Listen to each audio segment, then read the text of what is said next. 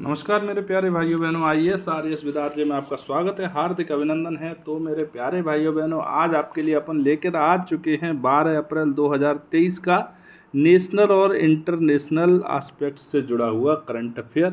मतलब जो भी घटनाएं राष्ट्रीय स्तर पर या अंतर्राष्ट्रीय स्तर पर घटित हुई हैं और वो इस तरह की घटनाएं हैं जो आपके एग्ज़ाम से सरोकार रखती हैं, तो उन सबको आपके सामने लेकर आ चुके हैं। तो दोस्तों, चर्चा पे आने से पहले वही एक पुरानी बात, आप पीडीएफ जाके ले लीजिए, पीडीएफ जाके ले लीजिए। आपको पीडीएफ कहाँ से मिलेगी? वो मिलेगी आपको हमारे टेलीग्राम चैनल से। टेलीग्राम चैनल का नाम है आपका IAS RAS विद RJ। ये आप जाके टेलीग्राम पर सर्च कीजिए और जाके ज्वाइन कर लीजिए इस वाले चैनल को, ठीक है मेरे प्यारे भाइयों बहनों। तो जब आप ज्वाइन कर लेंगे तो आपको पीडीएफ मिल जाएगी, brand new handwritten. Okay, तो आपका बिना समय इधर उधर की अपन बातें किए, आपका समय बहुत कीमती है, उसको बचाते हुए अब चलते हैं सीधा आज के न्यूज आर्टिकल के डिस्कशन पर, ठीक है मेरे भाइयों बहनों। तो अपना पहला जो न्यूज आर्टिकल डिस्कशन है वो है आपका SCO युवा लेखक सम्मेलन। कौन सा? संघाई सहयोग और जो है आपका संगठन है उसका युवा लेखक सम्मेलन है, ठीक।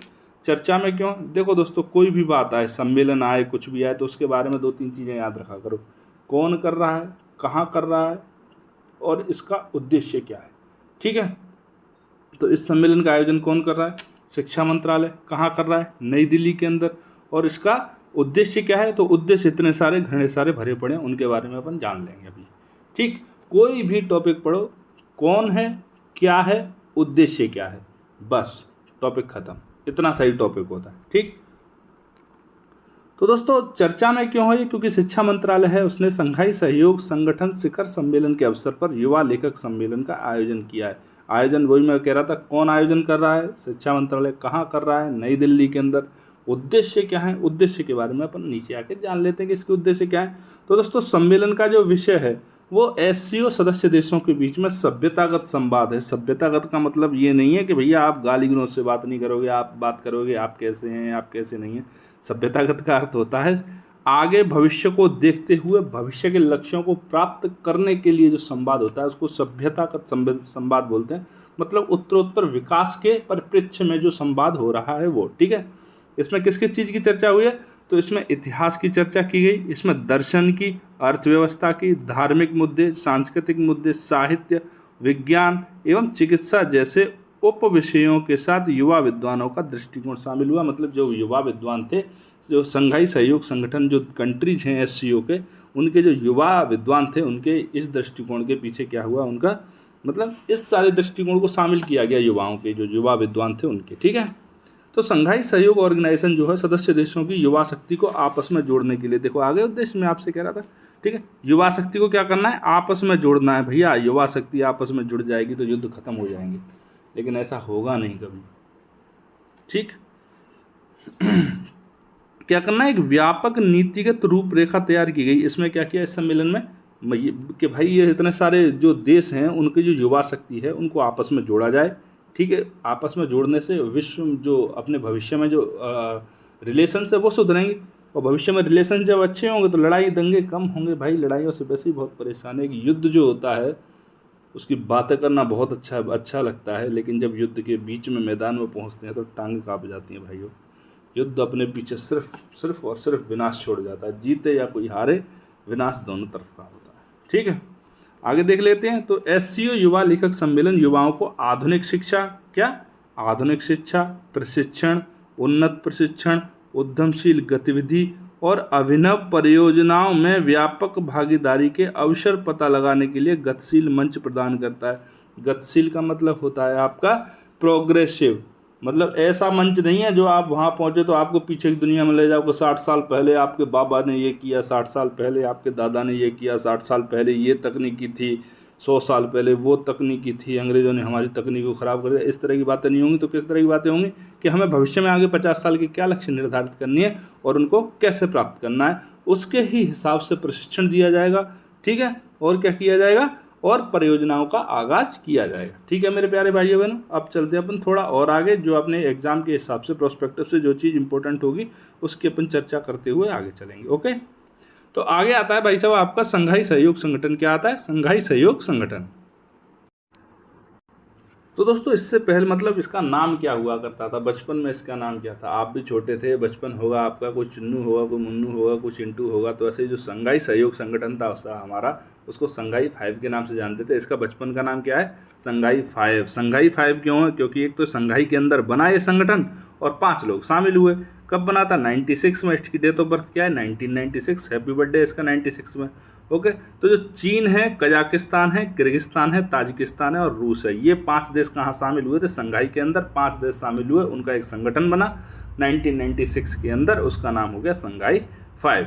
2001 में इसमें उज्बेकिस्तान जुड़ गया। 2017 के अंदर इसमें भारत और पाकिस्तान दोनों जुड़े। भारत की वकालत करी रूस किसको लेकर आया? भारत को। तो पाकिस्तान भिखारी को लेकर कौन पहुंच गया? इनके सौतेले पिता चीन, सगीर बाप तो भारत हैं इनके, सौतेले पिता पहुंच गए चीन। ठीक है। तो दोस्तों वर्तमान में इसके 8 सदस्य हैं और इसका नाम क्या है? संघाई सहयोग संगठन। ठीक है। वर्तमान में कितने सदस्य हैं? 8 हैं। कौन कौन से? 5 पहले ही जो थे, एक उज्बेकिस्तान जुड़ गया, 6वां भारत और पाकिस्तान, 7 और 8, 8 के 8 सदस्यों के नाम आपको पता ही है। ठीक है। चीन, कजाकिस्तान, किर्गिस्तान, ताजिकिस्तान, रूस, उज्बेकिस्तान, भारत और पाकिस्तान। ठीक है। यह क्या है? यह एक राजनीतिक, आर्थिक, अंतर्राष्ट्रीय सुरक्षा और रक्षा का संगठन है। किसका? अंतर्राष्ट्रीय सुरक्षा और रक्षा का। भैया चीन जहां शामिल है वहां सुरक्षा और रक्षा की बात कैसे हो सकती है? ये तो दूसरों की सुरक्षा और रक्षा के लिए खुद खतरा बन गया है। भाई भगवान ने बढ़ा दिए हो, इसका मतलब ये नहीं है कि आप कहीं पर भी जाके आंख दिखाओ।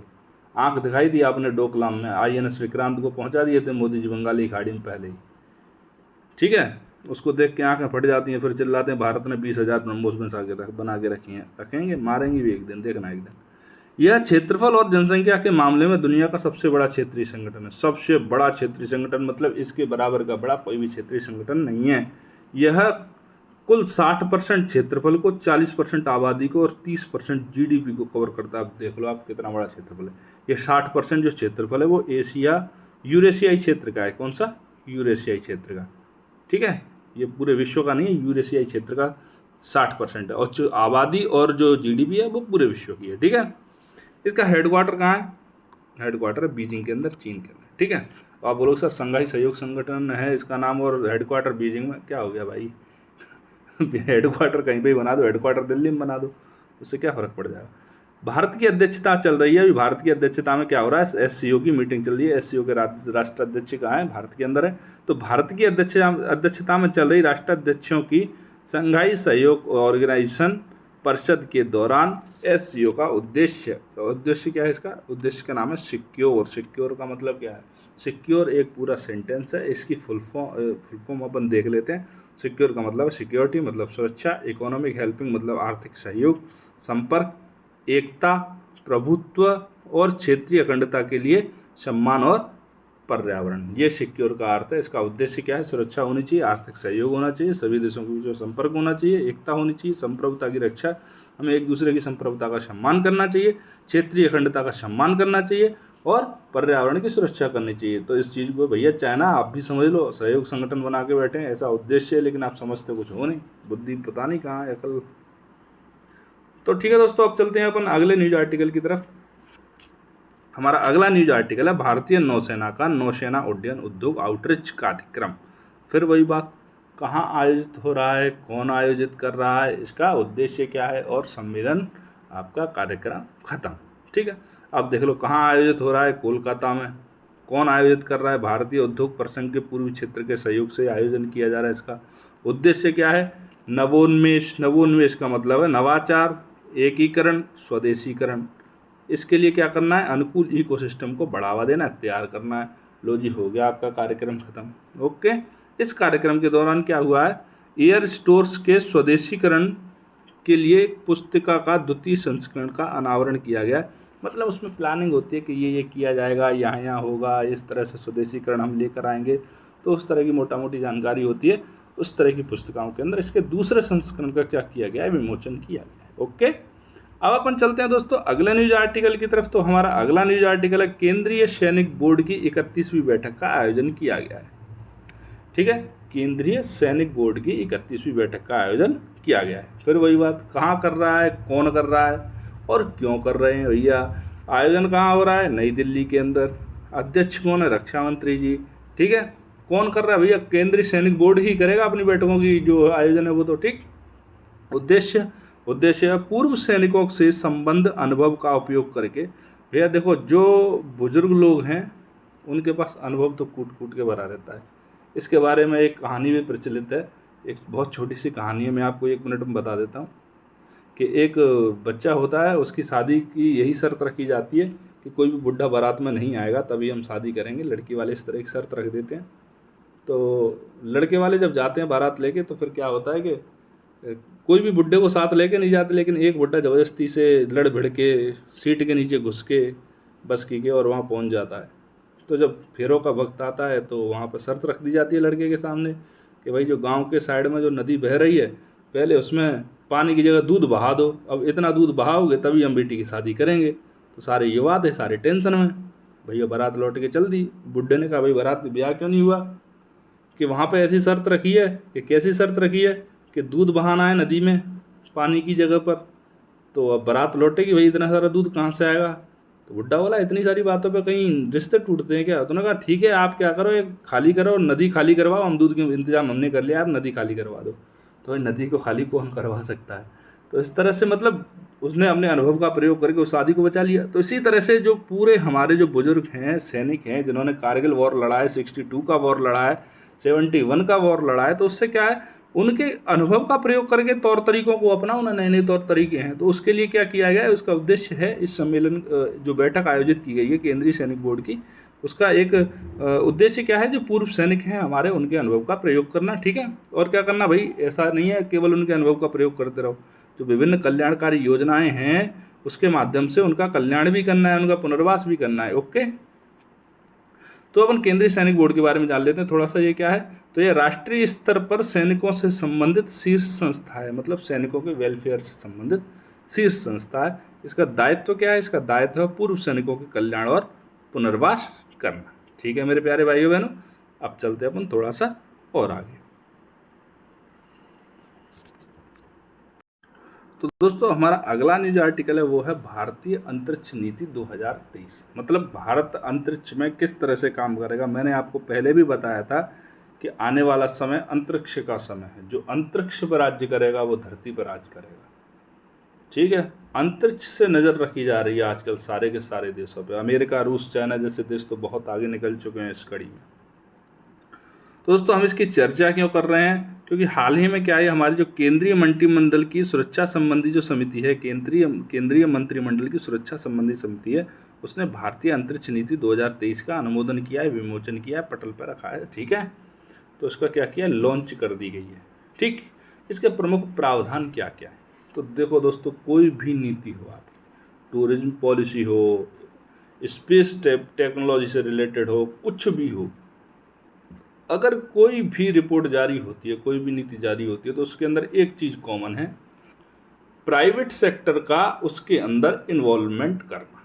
क्योंकि गवर्नमेंट के पास इतने इकोनॉमिक सोर्स नहीं होते हैं कभी भी कि वो वेलफेयर के काम भी कर पाए और डेवलपमेंट के काम भी कर पाए। इसके लिए प्राइवेट सेक्टर की भूमिका को सुनिश्चित करना ही पड़ेगा। ठीक है, और दूसरा क्या होता है, दूसरा भैया अपना अपना काम डिवाइड कर दो और क्या करना है, उस काम को पूरा करने की कोशिश करो। तो इसके अंदर क्या क्या प्रावधान है उसको अपन एक बार देख लेते हैं। ठीक, तो इस नीति के माध्यम से क्या किया जाएगा, इसरो और अन्य संस्थाएं, जो इसरो से संबद्ध संस्थाएं हैं या उसकी ट्रिब्यूटरी हैं, उस तरह की संस्थाएं हैं, उनके कार्य क्षेत्रों और दायित्वों का निर्धारण किया गया। भाई ऐसा नहीं है कि तुम उसका काम कर रहे हो, हैं, सचिन तेंदुलकर विराट कोहली का काम कर रहा है, विराट कोहली आपका यजुवेंद्र चहल का काम कर रहा है, यजुवेंद्र चहल धोनी बनना है।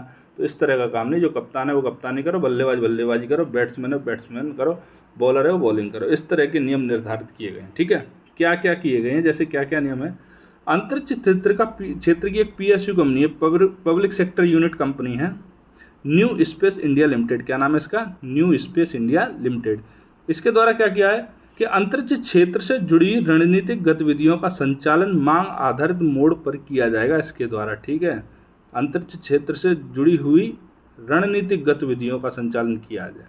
मांग आधारित का मतलब होता है जैसी डिमांड होगी मार्केट में उसी प्रकार की रणनीतियां बनाई जाएंगी अंतरिक्ष क्षेत्र के अंदर। ठीक है, अगला क्या है, भारतीय राष्ट्रीय अंतरिक्ष संवर्धन और प्राधिकरण केंद्र है इन स्पेस। इसकी भूमिका और जिम्मेदारियों का निर्धारण करते हुए कहा गया है कि यह इसरो और गैर सरकारी संस्थाओं के बीच में इंटरफेस का कार्य करेगा। इसरो के और गैर सरकारी संस्थाएं जो हैं इनके बीच में क्या करेगा, इंटरफेस का कार्य करेगा, मतलब इसरो का फेस बनेगा दोनों के बीच में। ठीक है, अब देखते हैं अगला। इंटरफेस का मतलब होता है मध्यस्थ की भूमिका निभाएगा। ओके, इसरो अपना ध्यान नई तकनीकी नई प्रणालियों के साथ अनुसंधान और विकास पर केंद्रित करेगा। इसरो इधर उधर नहीं भटकेगा, उसका पूरा काम रहेगा नई तकनीकों का खोज करना, नई प्रणालियों की क्या करना, अनुसंधान करना और उनका विकास करना। इस तरह का काम किसको दिया गया है, इसरो को। मतलब आपके सबके काम निर्धारित हो गए, अब आप अपने अपने क्षेत्र में काम करो और क्या करो, उसको पहचान दो। ठीक है, निजी क्षेत्र की प्रवेश और भागीदारी, जो मैंने आपको बताया था, नीति चाहे कोई सी भी हो, फॉरेस्ट पॉलिसी हो, टूरिज्म पॉलिसी हो, इकोनॉमिक पॉलिसी हो, अंतरिक्ष पॉलिसी हो, कुछ भी हो, प्राइवेट सेक्टर का इन्वॉल्वमेंट करवाने की गवर्नमेंट पूरी कोशिश कर रही है। ठीक है, हम भले ही चाहे कितनी भी गालियां दिलें अंबानी को, अडानी को, टाटा को और किसी को, लेकिन जब कोरोना के टाइम में ये सारी कंपनियां 1-1.5 साल के लिए बंद हो गई थी तो रोजी रोटी का संकट खड़ा हो गया था दोस्तों देश के लिए।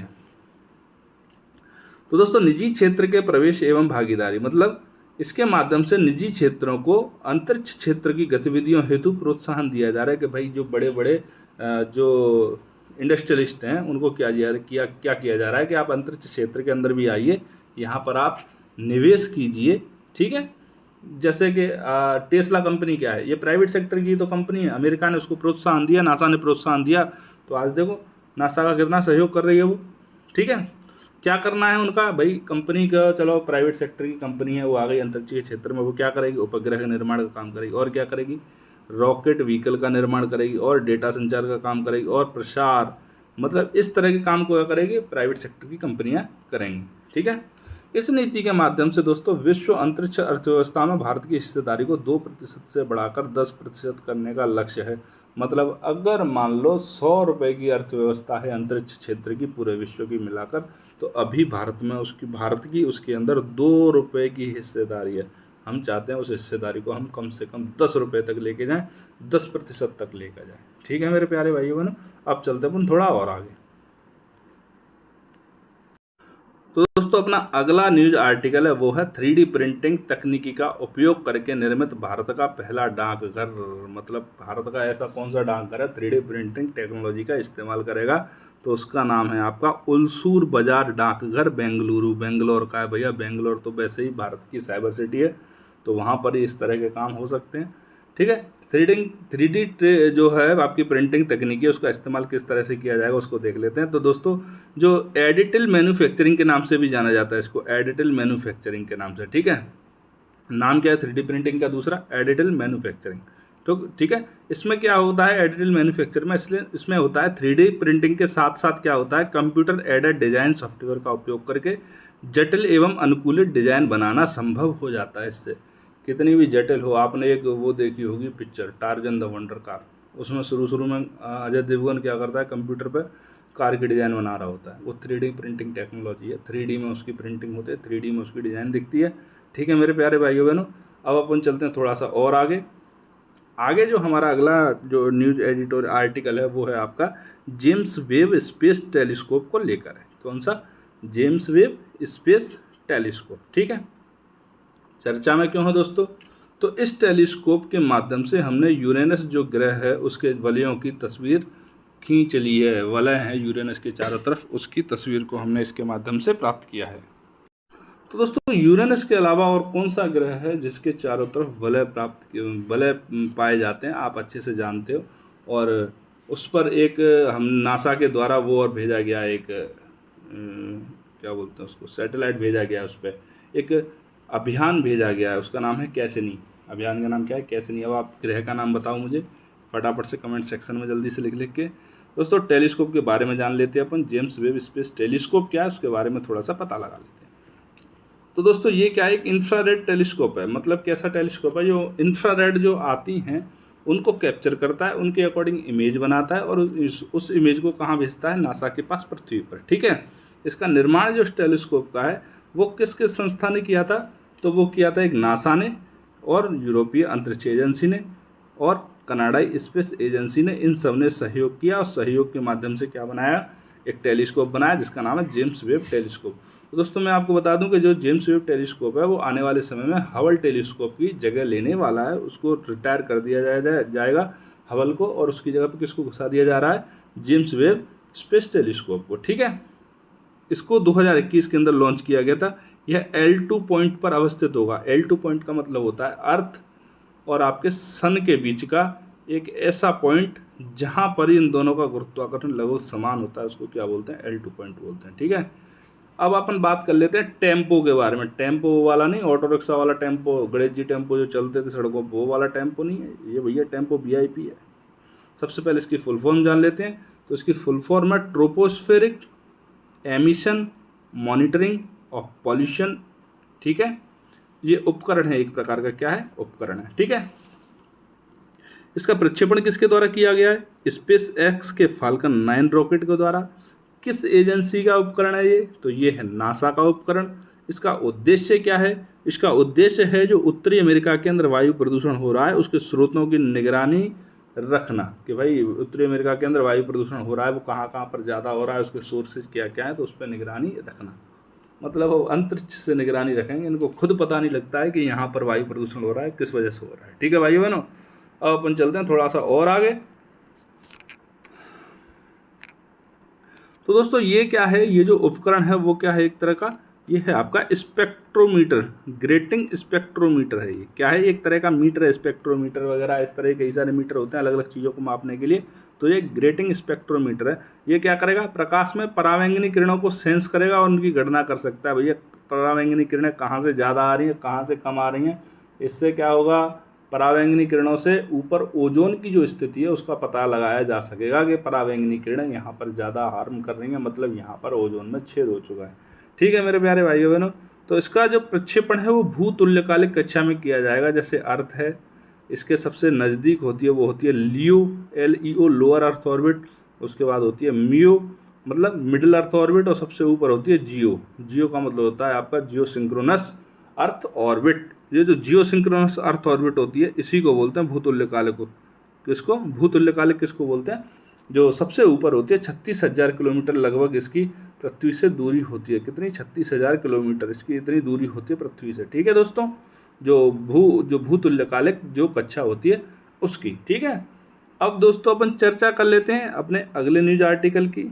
तो हमारा जो अगला न्यूज आर्टिकल है वो है यूरेनियम का नया समस्थानिक हमने ढूंढ लिया। क्या ढूंढ लिया है, नया समस्थानिक ढूंढ लिया है। किसका, यूरेनियम का। तो दोस्तों समस्थानिक क्या होता है, सबसे पहले तो उसको समझ लो।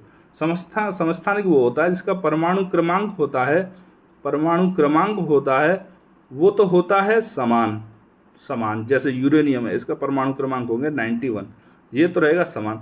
लेकिन इसका जो द्रव्यमान संख्या है, द्रव्यमान संख्या वो बदलती जाएगी।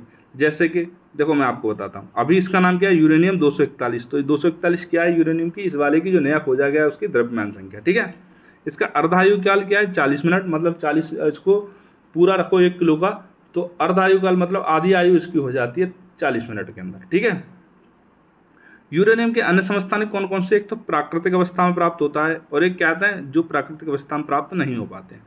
देखो यूरेनियम के परमाणु क्रमांक कितना है, 91। अब देखो परमाणु भार इसका 34, इसका 35, इसका 38, इसका 32, इसका 33, इसका 36 और इसका 37। मतलब परमाणु भार जो द्रव्यमान संख्या है सबकी अलग अलग है, लेकिन परमाणु क्रमांक कितना है, परमाणु क्रमांक सबका सेम है। मतलब यही कि ये सारे के सारे भौतिक गुण जो होते हैं अलग अलग दर्शाते हैं, और रासायनिक इनका संगठन होता है वो लगभग समान होता है।